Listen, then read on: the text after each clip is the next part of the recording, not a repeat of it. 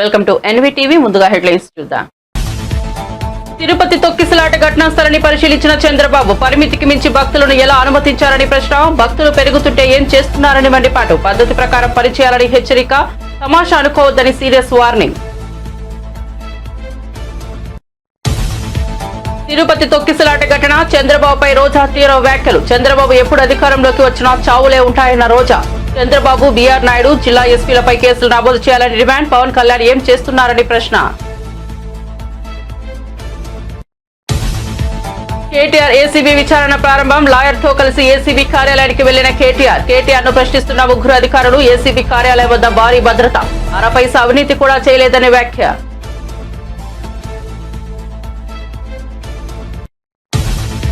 త్వరలో స్థానిక సంస్థల ఎన్నికలు ఉంటాయన్న రేవంత్ రెడ్డి. కాంగ్రెస్ రాజకీయ వ్యవహారాల కమిటీ సమావేశంలో రేవంత్ రెడ్డి నేతలు, కార్యకర్తలు పథకాలను ప్రజల్లోకి తీసుకెళ్లాలని పిలుపు. 26 నుంచి రైతు భరోసా ఇస్తున్నట్లు వెల్లడి.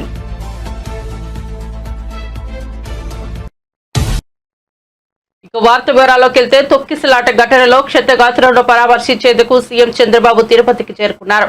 ముందుగా ఆయన తొక్కిసలాట బైరాగిపట్టణ ప్రాంతాన్ని పరిశీలించారు. ఈ క్రమంలోనే ఆయన టీటీడీ ఈవో, కలెక్టర్, ఎస్పీ అధికారులపై సీరియస్ అయ్యారు.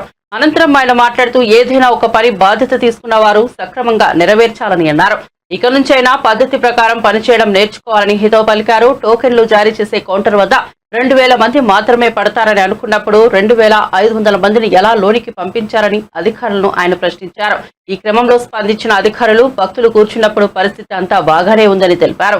బయటకు వదిలేసినప్పుడు ఒక్కసారిగా పరిస్థితి అదుపు తప్పిందని సీఎంకు వివరణ ఇచ్చారు. దీంతో సీఎం చంద్రబాబు నో ఎక్స్ప్లెనేషన్ అంటూ వారిపై సీరియస్ అయ్యారు.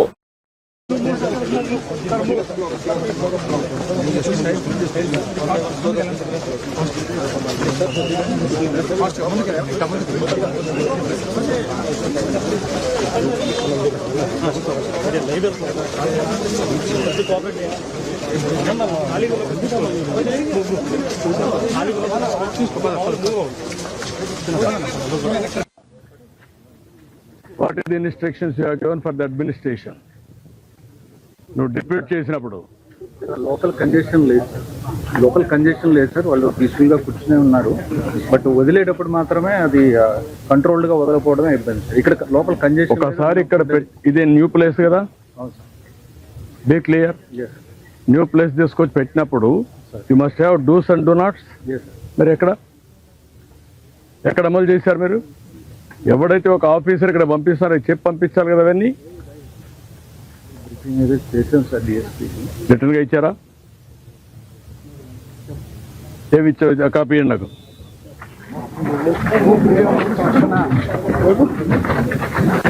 చేయాలి.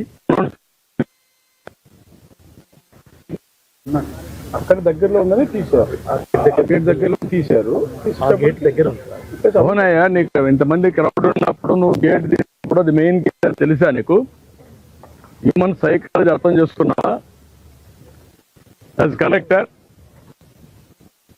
హ్యూమన్ సైకాలజీ ఏంటి? దర్శనానికి పోవాలి, టికెట్లు కావాలి, అందుకు వచ్చి వెయిట్ చేస్తున్నారు, ప్యానిక్ గా ఉంటారు. అర్జెన్సీ వచ్చింది, అనౌన్స్మెంట్ చేయాలి.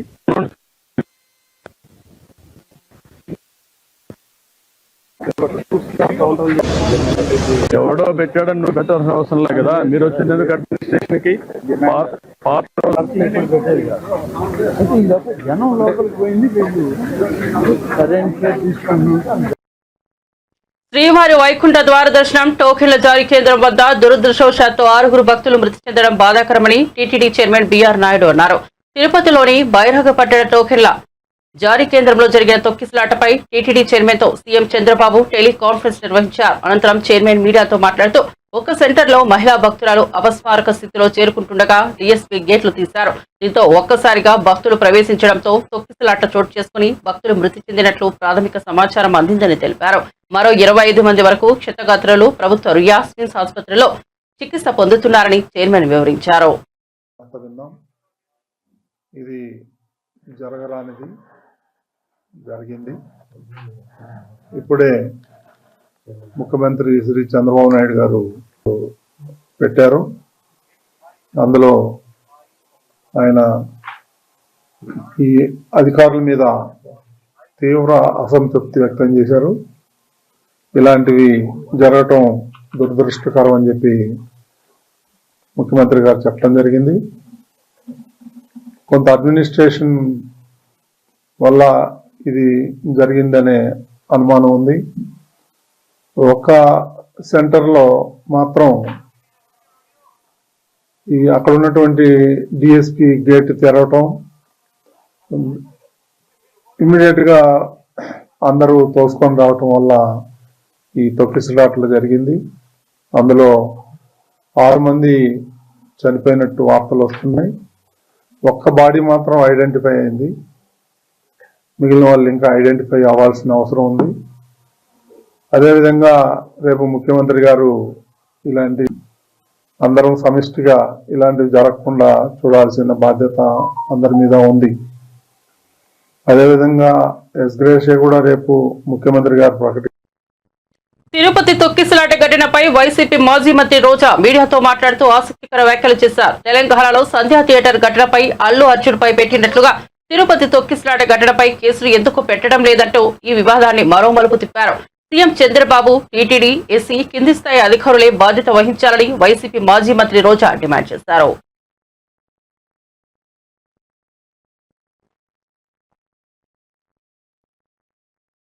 బతికించుకోవాలి, ఈ ఘటనకి ఎవరు కారణమో దాన్ని కనిపెట్టి మళ్ళీ జరగకుండా చూసుకోవాలి. ఎందుకంటే ఈ రోజు కూడా మళ్ళీ టోకన్లు ఇచ్చే కార్యక్రమం ఉంటుంది కాబట్టి అవి చేయకుండా మళ్ళీ నీతిమాలిన రాజకీయాలు చేస్తూ దాని నుంచి తాను తప్పించుకోవడం కోసం ఈరోజు ఏ విధంగా అధికారుల నిర్లక్ష్యం అని చెప్పి ఆయన ఒక స్టేట్మెంట్తో దీన్ని కొట్టేయాలని చూడటం నిజంగా ఈ రాష్ట్ర ప్రజలందరూ కూడా అసహించుకుంటున్నారు. ఎందుకంటే ఈరోజు అధికారులను కానీ టీటీడీ పాలక మండలిని కానీ ఎవరు నియమించారు? ఈ చంద్రబాబు నాయుడు గారే కదా. మరి ఒక అసమర్థుడిని ఈరోజు టీటీడీ చైర్మన్గా పెట్టడం జరిగింది, ఒక అసమర్థుడిని ఈరోజు ఎస్పీగా పెట్టడం జరిగింది, ఒక కలెక్టర్ని అక్కడ కలెక్టర్గా పెట్టారు. వీళ్ళెవరికి భక్తుల మీద ప్రేమ లేదు, అభిమానం లేదు, వాళ్ళకి సర్వీస్ చేయాలన్న మైండ్ సెట్ కూడా లేదు. ఎంతసేపు చంద్రబాబు నాయుడు చుట్టూ తిరుగుదామా, ఆయనకి భజన వేస్తే చాలు అనుకున్న కార్యక్రమం మనం 6, 7, 8వ తారీఖున చూసాం. జిల్లాలో ఉన్న తిరుపతి, చిత్తూరు జిల్లా ఎస్పీలతో సహా ప్రతి ఒక్కరూ కూడా చంద్రబాబు నాయుడు చుట్టూ తిరుగుతూ భజన చేస్తూ ఈరోజు ప్రజల్ని గాలికి వదిలేశారు. కాబట్టే నిన్న ఇంత పెద్ద సంఘటన జరిగింది. ఎంత దురదృష్టకరం అంటే ఇదేదో సడన్గా ఈరోజు ప్రోగ్రాం పెట్టారు, మాకు తెలియకపోవడం వల్ల ఇలా జరిగిందని చెప్పడానికి లేదు. ఎవ్రీ ఇయర్ వైకుంఠ ఏకాదశి లక్షలాది మంది భక్తులు రావటం మనం కళ్ళారా చూస్తున్నాం. గత ప్రభుత్వం మీరు చూశారు, భక్తులకి ఏ విధంగా సౌకర్యాలని అందించడంలో, వాళ్ళకి సేఫ్టీని క్రియేట్ చేయటంలో, వాళ్ళకు వచ్చిన వాళ్ళకి పిల్లలకి పాలు ఇవ్వటం కానీ, పెద్దవాళ్ళకి వృద్ధులకి షెల్టర్స్ ఇవ్వటం కానీ, ఆడవాళ్ళకి కుటుంబ సభ్యులకి భోజనాలు ఏర్పాటు చేయడం మనం కళ్ళారా చూసాం. కానీ నిన్న ఫుల్ డే జనాలు ఎండల్లో రోడ్ల మీద పార్కుల దగ్గర కూర్చొని ఉంటే మంచినీళ్ళు ఇచ్చేవాళ్ళు లేడు, చిన్నపిల్లలకి పాలు ఇచ్చేవాళ్ళు లేరు, ముసలోళ్ళకి షెల్టర్స్ లేదు, భోజనాలు లేదు. అంటే ఎంత నిర్లక్ష్యం ప్రజలంటే, భక్తులంటే అనేది ఇక్కడ మనం గమనించాలి. నిన్న జరిగింది ఏదో ప్రమాదశాత్తు జరిగింది కాదు, ఇది ప్రభుత్వం చేసిన హత్యలు.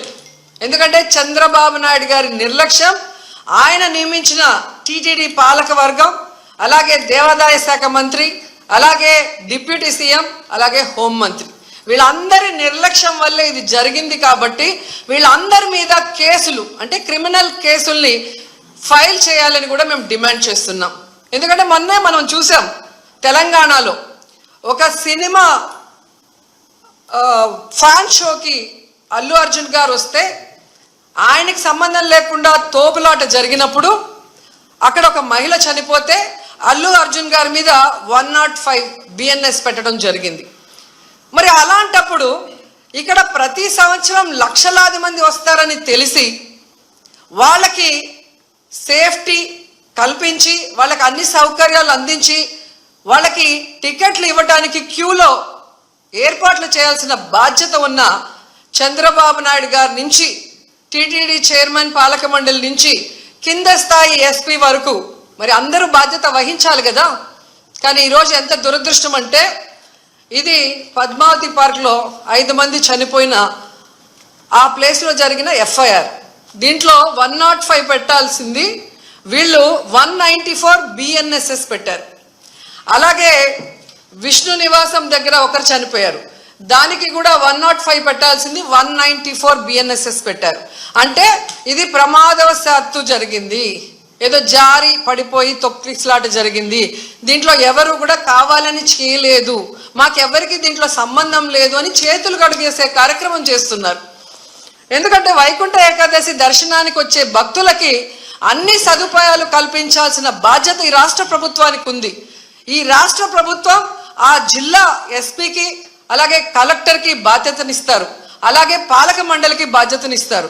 సో వీళ్ళందరూ కోఆర్డినేషన్ చేసుకొని చేయాల్సిన పనిని ఈరోజు వీళ్ళు నిర్లక్ష్యం చేసి 6 మంది ప్రాణాలు బలికొని 34 మంది గాయాల పాలైతే ఎవరికి సంబంధం లేదు, ప్రమాదవశాత్తు జరిగిందని 194 బిఎన్ఎస్ఎస్ పెట్టడం స్థానిక సంస్థల ఎన్నికలు త్వరలో ఉంటాయని, కాంగ్రెస్ విజయానికి ప్రతి ఒక్కరూ కృషి చేయాలని తెలంగాణ సీఎం రేవంత్ రెడ్డి పిలుపునిచ్చారు. హైదరాబాద్ లోని గాంధీ భవన్ లో నిర్వహించిన కాంగ్రెస్ రాజకీయ వ్యవహారాల కమిటీ సమావేశంలో ఆయన మాట్లాడుతూ ప్రభుత్వ సంక్షేమ కార్యక్రమాలను కాంగ్రెస్ కార్యకర్తలు ప్రజల్లోకి తీసుకెళ్లాలన్నారు. మన పథకాలను ఇంటింటికి చెప్పాలని సూచించారు. అధికారంలోకి వచ్చిన కొన్ని రోజుల్లోనే 55,000కు పైగా ప్రభుత్వ ఉద్యోగాలను భర్తీ చేశామని, 21,000 కోట్ల రుణాలను రైతులకు రుణమాఫీ చేశామని, మహాలక్ష్మి పథకం కింద 500 రూపాయలకే గ్యాస్ సిలిండర్ ఇస్తున్నామని, పేదలకు 200 యూనిట్ల వరకు ఉచిత విద్యుత్ ఇస్తున్నామని, మహిళలకు ఆర్టీసీ బస్సులో ఉచిత ప్రయాణం కల్పిస్తున్నామని, ఇంకా ఎన్నో సంక్షేమ కార్యక్రమాలు అమలు చేస్తున్నామని సీఎం అన్నారు. బీఆర్ఎస్ వర్కింగ్ ప్రెసిడెంట్ కేటీఆర్ ఒక డ్రామా ఆర్టిస్టు లాగా గుర్తింపు పొందారని, ఫార్ములా ఈ రేస్ కేసులో సుప్రీంకోర్టు, హైకోర్టుల్లో ఊరట లభించకపోవడంతో మతిస్థిమితం కోల్పోయి ప్రభుత్వం పైన, సీఎం రేవంత్ రెడ్డి పైన విమర్శలు చేస్తున్నారని కాంగ్రెస్ ఎమ్మెల్సీ వల్మూరి వెంకట్ మండిపడ్డారు. ఫోన్ ట్యాపింగ్ విషయంలో ఆర్థిక రాజకీయ అంశాలను చేర్చి దోపిడీకి తెరలేపిందే కేటీఆర్ అని విమర్శించారు. కేటీఆర్ చేసిన అక్రమాలకు ఇప్పుడు కొంతమంది ఐఏఎస్ అధికారులు ఇబ్బందులు పడుతున్నారన్నారు. ఏసీబీకి పూర్తి స్థాయిలో సహకరించి నిర్దోషిత్వాన్ని నిరూపించుకోవాలన్నారు. కరీంనగర్ అక్రమ ఇసుక రవాణా చేసింది మీ తమ్ముడు, మీ బాబాయ్ కాదా అని కేటీఆర్ ను ప్రశ్నించారు. లిక్కర్ స్కామ్ లో చెల్లి కవిత ఇరుక్కుని ఊచలు లెక్క పెట్టింది నిజం కాదా అని నిలదీశారు. ప్రభుత్వ శాఖల్లో కేటీఆర్ చేసిన అవినీతి చిట్టాను ఒక్కొక్కటిగా వెలుగులోకి తెస్తున్నామన్నారు. తారక రామారావు అలియాస్ డ్రామారావు ఈరోజు ఒక ఫ్రస్ట్రేషన్ కి లోనై హైకోర్టుకి పోయిండు ఊరట లభిస్తుందని లభించలే, సుప్రీంకోర్టుకి పోయిండు అక్కడికి వెళ్ళి కూడా ఊరట లభించలే. ఆ ఫ్రస్ట్రేషన్ మరింత ఎక్కువ అయిపోయి మతిస్థిమితం కోల్పోయి ఏం మాట్లాడుతుండో అర్థం కాకుండా ఏది పడుతుంది మాట్లాడుతుండో. అసలు నిజంగా నీకు తెలంగాణ రాష్ట్రం పట్ల కానీ హైదరాబాద్ పట్ల అభివృద్ధి పట్ల నీకు చిత్తశుద్ధే ఉండింటే ప్రొసీజర్ ప్రకారంగా చేయాల్సిన స్కీమ్ ని ప్రొసీజర్ ప్రకారంగా కాకుండా లోపాయిక ఒప్పందాలు చేసుకున్నామనే ఒక ఆరోపణలు నీపైన వచ్చినప్పుడు దానిపైన స్పష్టత తీయాల్సిన ఒక బాధ్యత గల పదవిలోనే నీపైన ఉంటుంది. అవన్నీ పక్కన పెట్టి రోజు కుటుంబాల గురించి మాట్లాడుతున్నాం. బామర్దులు మీరు ఇద్దరు కలిసి ఇరిగేషన్ లో ఎన్ని స్కాములు చేసారో నీకు గుర్తులేదా? లేదా హైదరాబాద్ చుట్టుపక్కల రంగారెడ్డి, మేడ్చల్ జిల్లాలో అడ్డగోలుగా జియోలు ఇచ్చి ప్రభుత్వ భూముల్ని ఏదైతే సంబంధించి ప్రైవేట్ రంగానికి బిల్డర్స్ కి కట్టబెట్టి దోచుకున్న విషయాన్ని మీరు మర్చిపోయారా? మీరు చేసిన అక్రమాలకి ఈ రోజు కొంతమంది ఐఏఎస్ ఆఫీసర్లు పడుతున్న ఇబ్బందులు మీ కళ్ళకి కనబడతలేవా? లేదా మీ తమ్ముడు, మీ బాబాయ్ కలిసి కరీంనగర్ జిల్లాలో ఏదైతే అక్రమ ఇసుక రవాణా చేసిన విషయాల గురించి నీకు గుర్తుకు లేదా? లేకపోతే మీ యొక్క చెల్లె ఈ రోజు లిక్కర్ స్కామ్ లో ఇరుక్కొని ఏదో కటకటాల్లోకి వెళ్ళొచ్చిన విషయాన్ని నువ్వు మర్చిపోయినవా? లేదా మీ తండ్రి కాదు అదాని తోటి ఛత్తీస్గఢ్ ఎలక్ట్రిసిటీ ఏదైతే ఒప్పందాలు అక్రమ ఒప్పందాలు చేసుకొని ఈ రోజు దానిపైన ఎంక్వైరీ నడుస్తున్న విషయాల గురించి నువ్వు మర్చిపోయినవా? లేదా ఏదైతే ఇతరుల ప్రైవేట్ ఫోన్ కన్వర్సేషన్స్ విని దాని ద్వారా కూడా ఏదైతే రాజకీయ ఆర్థిక లాభం పొందే ఒక ప్రయత్నాలు మీ కుటుంబం మీరు చేసిన మాటలు వాస్తవం అనేది మీరు మర్చిపోయినరా? అవన్నిటినీ మర్చిపోయి ఈ రోజు గౌరవ ముఖ్యమంత్రి గారి గురించి మాట్లాడే అర్హత నీకుందా? ఒకసారి నువ్వు పునరాలోచించుకో. ఇప్పటికన్నా నీకు చిత్తశుద్ధి ఉంటే 10 ఏళ్లుగా ఐటీ రంగంలో హైదరాబాద్ ని అభివృద్ధి పదంలో ముందుకు తీసుకుపోయినా ఒక బోగస్ ప్రచారం చేసినావు. ఆ ప్రచారం అంతా ఈ రోజు తిప్పి కొడుతూ ఒక్కొక్కటిగా నువ్వు చేసిన అవినీతి చిట్టాలు, ఏ స్కీమ్ తీసుకొచ్చినా ఒక స్కామ్ ద్వారా ఆలోచించి స్కీమ్ తీసుకొచ్చిన అనే విషయాలు ఈ రోజు బయటికి వస్తుంటే ఏది పడుతుంది మాట్లాడుతున్నావు. ఇప్పటికన్నా నీ డ్రామాలు ఆపి ఏసీబీ విచారణలో నువ్వు మొత్తం కూడా సహకరించి. ఫార్ములా ఈ కార్ రేస్ కేసులో BRS working president KTR Hyderabad Banjara hills లోని ఏసీబీ ఆఫీస్ లో విచారణకు హాజరయ్యారు. జాయింట్ డైరెక్టర్ రితిరాజ్ పర్యవేక్షణలో దర్యాప్తు అధికారి డీఎస్పీ మజీద్ ఆయనను విచారిస్తున్నారు. హైకోర్టు అనుమతి ఇవ్వడంతో కేటీఆర్ వెంట ఆయన లాయర్ రామచంద్రరావు సైతం హాజరయ్యారు. విచారణ గదిలో సీసీటీవీ ఫుటేజ్ ను లైబ్రరీ గదిలో కూర్చొని చూసేలా ఏర్పాట్లు చేశారు. ఈ కేసులో ఫిర్యాదుదారు దానకిషోర్, A2 నిందితులు ఐఏఎస్ అరవింద్ కుమార్ ఇచ్చిన వాంగ్మూలాలు, హైదరాబాద్ మచిలీపట్నంలోని గ్రీన్ కో అనుబంధ సంస్థలో నిర్వహించిన సోదాలతో పాటు తాము సేకరించిన ఆధారాలపై కేటీఆర్ ను ప్రశ్నిస్తున్నట్లు సమాచారం. ముఖ్యంగా ఈ వ్యవహారంలో ఒప్పందాలు, చెల్లింపులు అన్ని మంత్రి కేటీఆర్ కనుసన్నల్లోనే జరిగాయని నిన్నటి ఏసీబీ విచారణలో అప్పటి మున్సిపల్ శాఖ స్పెషల్ సీఎస్ గా వ్యవహరించిన అరవింద్ కుమార్ చెప్పినట్లు తెలుస్తోంది. తిరుపతిలో తొక్కిసలాట జరిగి 6 భక్తులు మృతి చెందడంపై మాజీ మంత్రి వైసీపీ అగ్రనేత గుడివాడ అమర్నాథ్ స్పందించారు. గురువారం విశాఖలో మీడియా సమావేశం నిర్వహించారు. ఈ సందర్భంగా కూటమి ప్రభుత్వంపై అమర్నాథ్ తీవ్ర విమర్శలు చేశారు. తిరుపతి తొక్కిసలాట ఘటన బాధాకరమని అన్నారు. ఈ ఘటన చాలా దురదృష్టకరం, దీనికి ప్రభుత్వం బాధ్యత వహించాలన్నారు. ఎక్స్గ్రేషియా ₹1 ప్రకటించాలని డిమాండ్ చేశారు. లడ్డూని రాజకీయం చేశారు, అందుకే ఇలాంటి పరిణామాలు జరుగుతున్నాయని భక్తులు భావిస్తున్నారని అన్నారు. ఇందుకు కారణమైన వారి మీద కఠినంగా చర్యలు తీసుకోవాలని కోరారు. వైకుంఠ ద్వార దర్శనం చేసుకోవాలనుకున్నటువంటి ఆ కుటుంబాలు చివరికి వైకుంఠానికి వెళ్ళిపోయినటువంటి పరిస్థితులు నిన్న రాష్ట్ర వ్యాప్తంగా, దేశవ్యాప్తంగా అలా తిరుమల తిరుపతి దేవస్థానంలోనే ఒక బ్లాక్ డేగా దీన్ని అభివర్ణించాల్సినటువంటి అవసరం ఉంది. గడిచినటువంటి 7 మాసాలుగా తెలుగుదేశం పార్టీ కూటమి ప్రభుత్వం అధికారంలోకి వచ్చిన దగ్గర నుంచి అనేక ప్రభుత్వం తీసుకోవాల్సినటువంటి నిర్ణయాలు లేదా ప్రజలకి అనుకూలంగా తీసుకోవాల్సినటువంటి నిర్ణయాల్లో అన్నీ కూడా ప్రజా వ్యతిరేక కార్యక్రమాలు చేసి, ప్రజా వ్యతిరేక నిర్ణయాలు చేసి,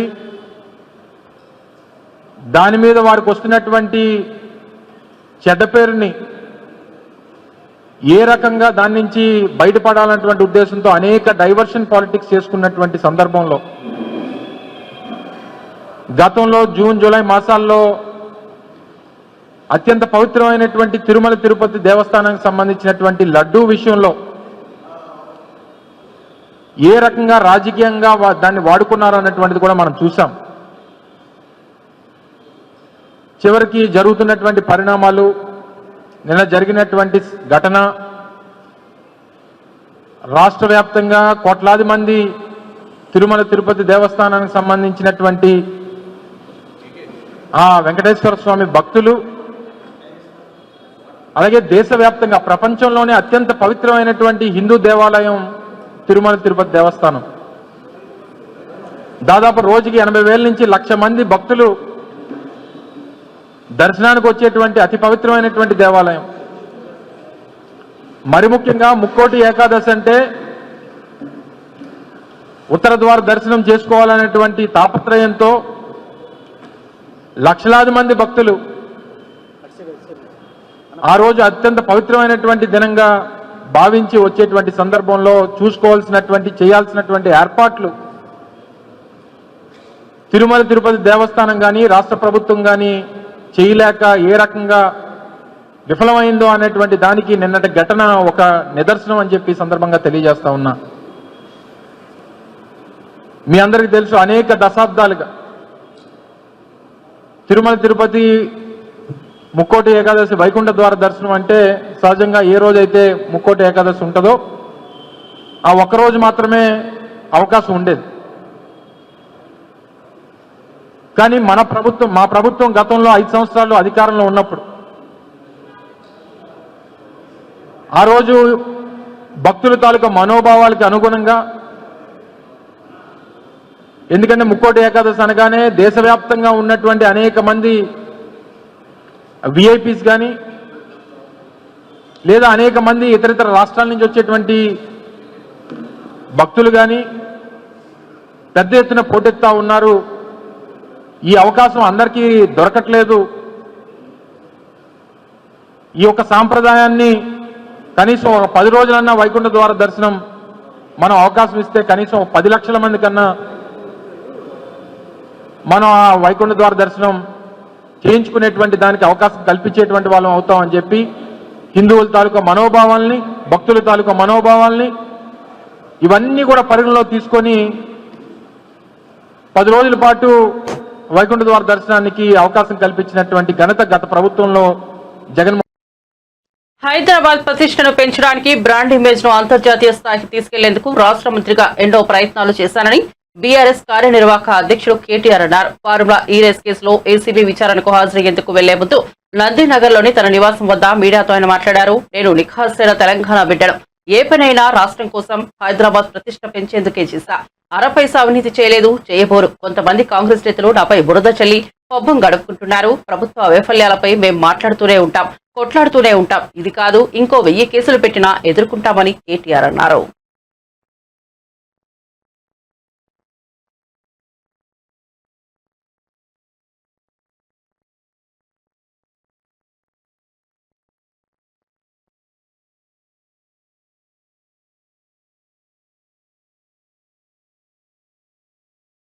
ఒక ప్రధానమైన నగరంగా ప్రపంచ దృష్టిని ఆకర్షించే స్థాయికి తీసుకొచ్చే విధంగా పనిచేశాం.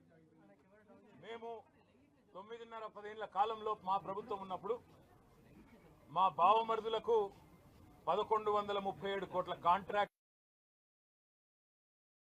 చేయలేదు. మంత్రిగా నేను కౌన్సిల్లో కూర్చొని, కౌన్సిల్ ఆఫ్ మినిస్టర్స్ లో, కేబినెట్ లో కూర్చొని నా కొడుకు కంపెనీకి కాంట్రాక్ట్లు ఇచ్చుకోలేదు. లేదా నేను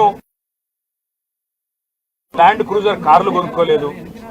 ఆ పనులు రేవంత్ రెడ్డి గారు, ఆయన మంత్రివర్గ సహచరులు, ఆ సాగు తెలివితేటలు, ఆ అవినీతి తెలివితేటలు వాళ్ళకే ఉన్నాయి.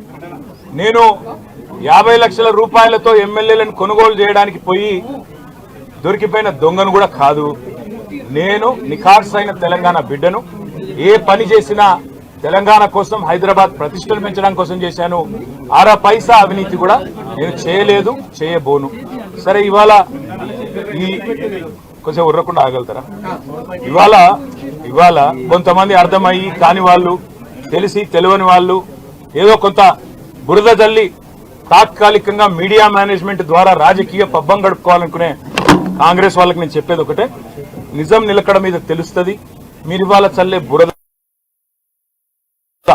ఎట్టి పరిస్థితుల్లో మా దృష్టి ఏదైతే కేంద్రీకరించబడిందో దాని నుంచి తప్పించలేదు.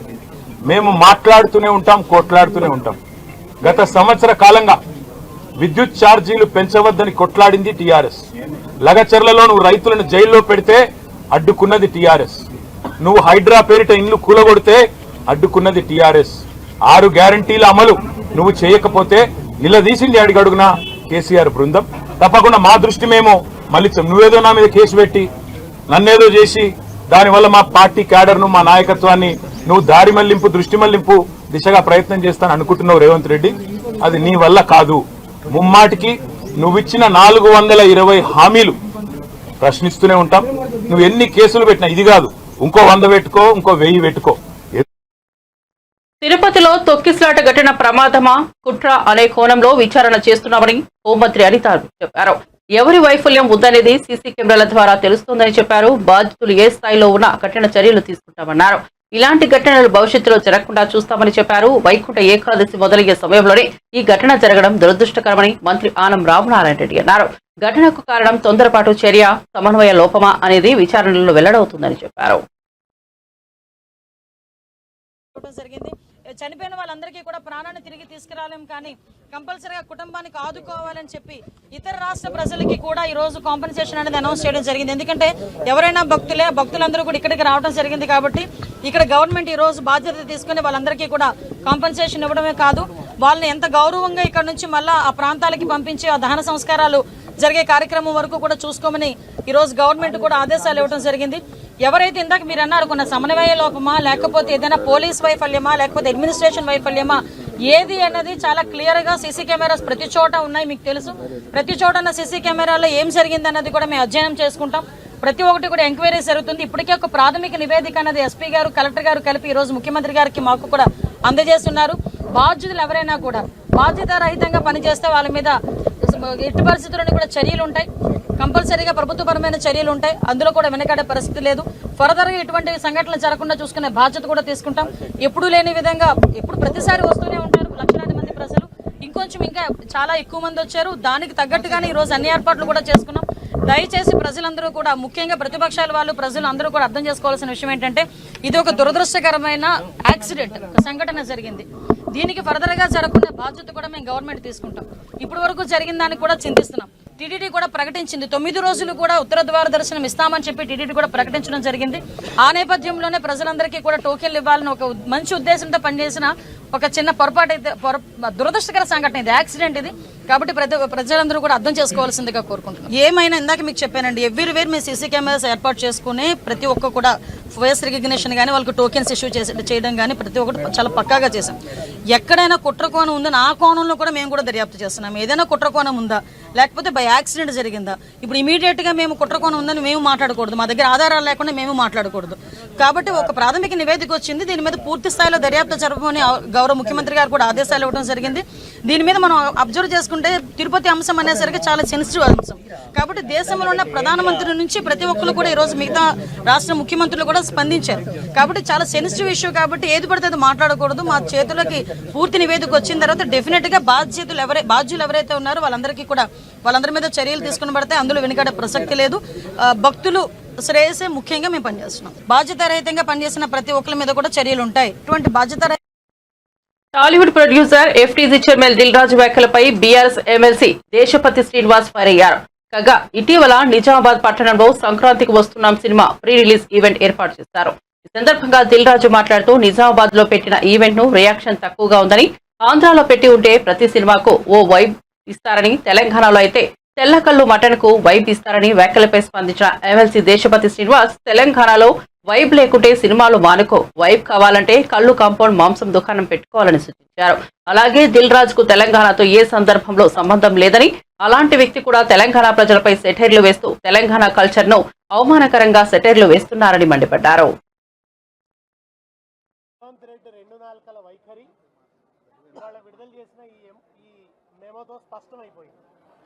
మొన్నటిదాకా చాలా భీషణ ప్రతిజ్ఞలు చేశాడు. టికెట్ల పెంపుదల ఉండదు, రేట్ల పెంపుదల ఉండదు అని చెప్పి భీషణ ప్రతిజ్ఞ చేశారు కోమటిరెడ్డి వెంకటరెడ్డి గారు, సినిమాటోగ్రఫీ శాఖ మంత్రి గారు. మరి వాళ్ళ వెంకటరెడ్డి గారు ఏ కలుగులో దాక్కున్నారు? ఆయన వచ్చి ఇప్పుడు వివరణ ఇవ్వాలి కదా. ఎందుకు గేమ్ చేంజర్ సినిమా విషయానికి వచ్చేటప్పటికీ మీరు రేట్ల పెంపుదలకు ఎందుకు అవకాశం ఇచ్చారు, ఎందుకు ఈ మెమో జారీ చేశారు? ఆయన ఒక్కడికి ప్రత్యేకమైన ప్రివిలేజ్ ఏమిటి? ఎవరికి ప్రివిలేజ్లు ఉండవు అని అసెంబ్లీలో ప్రకటించారు గౌరవ ముఖ్యమంత్రి గారు. మరి గేమ్ చేంజర్కి ఎందుకు ఈ ప్రివిలేజ్? ఎందుకని ఈ ప్రివిలేజ్ ఇస్తున్నారు? నిజానికి దిల్ రాజు అని ఆయన ఎప్పుడు కూడా తెలంగాణ ఉద్యమంలో కలిసి వచ్చిన వ్యక్తి కాదు. ఆయన ఏ ఒక్కరోజు కూడా తెలంగాణ ప్రజలకు అండదండగా నిలబడ్డ వ్యక్తి కాదు. ఆయన కూడా నిజామాబాద్ లో మాట్లాడుతూ తెలంగాణ కల్చర్ను అవమానించాడు. ఆయనకు ఆంధ్రాలో సినిమా విడుదల చేస్తే వైబ్ ఉంటుందట, తెలంగాణలో విడుదల చేస్తే వైబ్ ఉంటలేదట. అయితే తెలంగాణలో సినిమాలు మానుకోని ఆయన దిల్ రాజు, నువ్వు సినిమాలు మానుకొని కళ్ళు మాంసం దుకాణం పెట్టుకో, ఇక్కడ కూడా నీకు వైబ్ ఉంటుంది. నీకు కావాల్సింది వైబ్ కదా, ఇక్కడ సినిమాలకు వైబ్ ఉంటుంది అంటున్నావు కదా. సినిమా వ్యాపారం ఇక్కడ మానుకో. మరి ఎందుకు రేవంత్ రెడ్డి గారిని పట్టుకొని వాళ్ళ టికెట్ల రేట్లు పెంపుదల, నైజాంలో టికెట్ రేట్లు పెంచడానికి అనుకూలంగా ఆర్డర్ ఎందుకు తెచ్చుకున్నావు దిల్ రాజు గారు? ఇది దిల్ రాజు గారు జవాబు చెప్పాలి. సినిమాటోగ్రఫీ శాఖ మంత్రి కోమటిరెడ్డి వెంకటరెడ్డి గారు చెప్పాలి. ఆయనే ప్రకటించాడు విస్పష్టంగా, టికెట్ల రేట్ల పెంపుదల ఉండదు అని చెప్పి ఆయన స్పష్టంగా ప్రకటించాడు. కనుక మీరు రెండు నాలుకల ధోరణి, ఒకరి పట్ల ఒక న్యాయం, ఇంకొకరి పట్ల ఇంకో న్యాయం. ఒకవైపు పేద ప్రజల జేబులు లూటీ చేయొద్దు అన్నాడు రేవంత్ రెడ్డి. సినిమాలు విడుదలైతే టికెట్ల రేట్లు పెంచి జేబులు లూటీ చేయొద్దని మాట్లాడారు. పేద ప్రజలు నష్టపోతున్నారని మాట్లాడారు. ఇన్ని మాటలు మాట్లాడి ఎందుకు ఇప్పుడు నాలుక మరలేసినారు అంటే, ఈయన పూటకొక మాట మాట్లాడతాడు, ఒక్కో సందర్భంలో ఒక్కో మాట మాట్లాడతాడు. ఈయనకి దేని మీద కూడా ఒక స్టాండ్ అంటూ ఉండదు. నిజాయితీ లేని మంత్రి అనడానికి ఇంతకంటే పెద్ద సాక్ష్యం అవసరం లేదు. బులెటిన్ ముగించే ముందు హెడ్లైన్స్ మరోసారి చూద్దాం. తిరుపతి తొక్కిసలాట ఘటనా స్థలాన్ని పరిశీలించిన చంద్రబాబు, పరిమితికి మించి భక్తులను ఎలా అనుమతించారని ప్రశ్న, భక్తులు పెరుగుతుంటే ఏం చేస్తున్నారని మండిపాటు, పద్ధతి ప్రకారం పనిచేయాలని హెచ్చరిక, తమాషా అనుకోవద్దని సీరియస్ వార్నింగ్. తిరుపతి తొక్కిసలాట ఘటన, చంద్రబాబుపై రోజా తీవ్ర వ్యాఖ్యలు, చంద్రబాబు ఎప్పుడు అధికారంలోకి వచ్చినా చావులే ఉంటాయన్న రోజా. చంద్రబాబు, బీఆర్ నాయుడు జిల్లా ఎస్పీలపై కేసులు నమోదు చేయాలని డిమాండ్, పవన్ కళ్యాణ్ ఏం చేస్తున్నారని ప్రశ్న. కేటీఆర్ ఏసీబీ విచారణ ప్రారంభం, లాయర్ తో కలిసి ఏసీబీ కార్యాలయానికి వెళ్లిన కేటీఆర్ ను ప్రశ్నిస్తున్న ముగ్గురు అధికారులు, ఏసీబీ కార్యాలయం వద్ద భారీ భద్రత, అరపైసా అవినీతి కూడా చేయలేదని వ్యాఖ్య.